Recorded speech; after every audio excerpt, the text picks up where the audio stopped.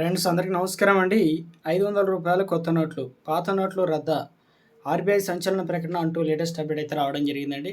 So, ఆ వివరాలు ఏంటనేది వీడియోలో తెలుసుకుందాం. వీడియోను స్కిప్ చేయకుండా పూర్తిగా చూడండి. కంప్లీట్ ఇన్ఫర్మేషన్ అయితే అర్థమవుతుందండి.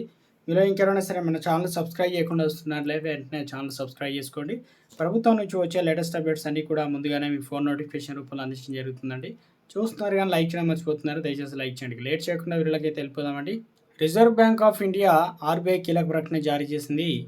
కొత్తగా రూ. 500 నోట్లు అయితే అందుబాటులోకి తెస్తామని ప్రకటించింది.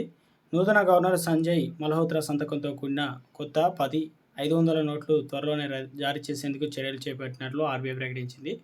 అయితే ఈ నోట్లు మహాత్మా గాంధీ సిరీస్‌లో ప్రస్తుతం అందుబాటులో ఉన్న నోట్ల మాదిరిగానే ఉండబోతున్నాయట. అయితే సుదీర్ఘకాలం పాటు గవర్నర్‌గా శక్తికాంత్ దాస్ పనిచేశారు. ఇటీవల ఆయన పదవీకాలం పూర్తి కావడంతో గత ఏడాది డిసెంబర్ నెలలో సంజయ్ మల్హోత్రా ఆర్‌బీఐ నూతన గవర్నర్‌గా బాధ్యతలు చేపట్టారు.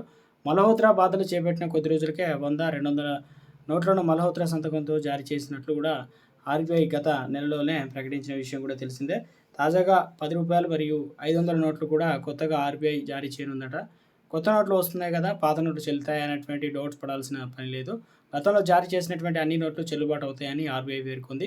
ఆర్‌బీఐ చరిత్రలో ఇదొక సాధారణ పద్ధతి. ఎందుకంటే కొత్త గవర్నర్ నియామకం తర్వాత కరెన్సీ నోట్లపై సంతకాలు అప్డేట్ అవుతుంది. కొత్తగా వచ్చే నోట్లు బ్యాంకులు, ఏటీఎంలు, సాధారణ లావాదేవీల ద్వారా క్రమంగా ప్రజలకు అందుబాటులో వస్తాయి.